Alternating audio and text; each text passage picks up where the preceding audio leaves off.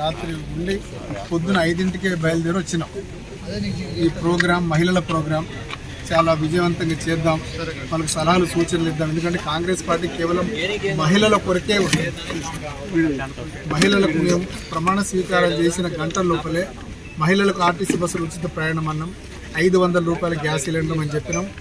మళ్ళీ 1 కోటి మంది మహిళలను కోటీశ్వరులు చేస్తామని దృఢ సంకల్పంతో మన ముఖ్యమంత్రి గౌరవ శ్రీ యనమల రేవంత్ రెడ్డి గారు మంచి దీక్షతో ఉన్నారు.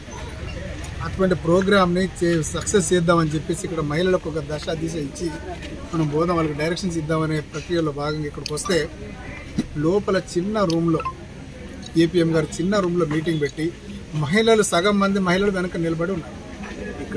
అప్పటికీ మా నాయకులు చాలామంది ఆ ఏపీఎం గారికి చెప్పడం జరిగింది, ఈ మీటింగు ఇది సభాస్థలం సరిపోదు, చాలామంది మహిళలు ఉన్నారు, బయట ఒక చిన్న టెంట్ పెట్టి చిన్న ప్రోగ్రాం లాగా చేయండి అంటే లేదు సరిపోద్ది అన్నారు.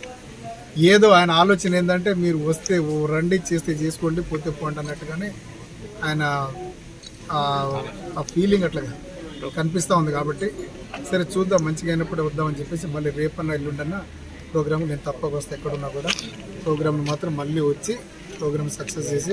ప్రధానంగా మిగతా మహిళలు నిలబడ్డారు అనేది ఒక అదేనా సార్? మహిళలు కదా, రూమే చాలా కంజెస్టెడ్ ఉంది, చాలా మంది మహిళలకు సరిగ్గా వాళ్ళకు ఫెసిలిటీస్ లేకపోవడం, నిజంగా సగం మంది మహిళలు వెనకాలని నిలబడ్డారు.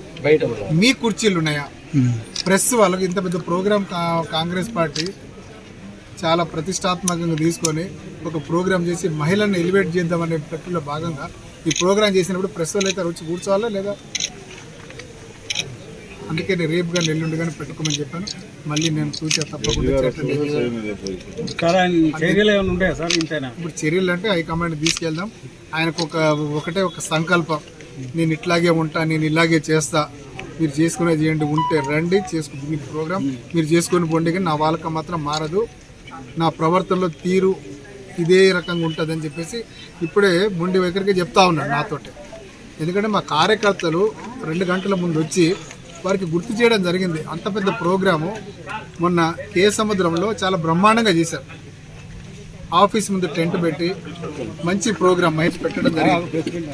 ఆ ప్రోగ్రామ్ కూడా అంత మంచి చేసిన ప్రోగ్రాము ఈ ఏపీఎం గారు అక్కడ కేసముద్రం నుండి ఏపీఎం గారిని దృష్టిలో పెట్టుకుని వాళ్ళని అడిగి సలహాలు సూచనలు తీసుకుని ఎట్లా చేస్తే బాగుంటుందని మీరు తెలిసి ఉండాలి కదా.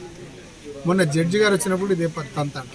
నేను ఒకటే చెప్తాను, వైఖరి మార్చుకోవాలి, లేకపోతే కాంగ్రెస్ ప్రభుత్వం ప్రజాపాలన అని ప్రజలకు సరిగా పని చేయకపోతే ఎట్లా చురుకలేయాలో ప్రభుత్వానికి తెలుసు. Okay, thanks.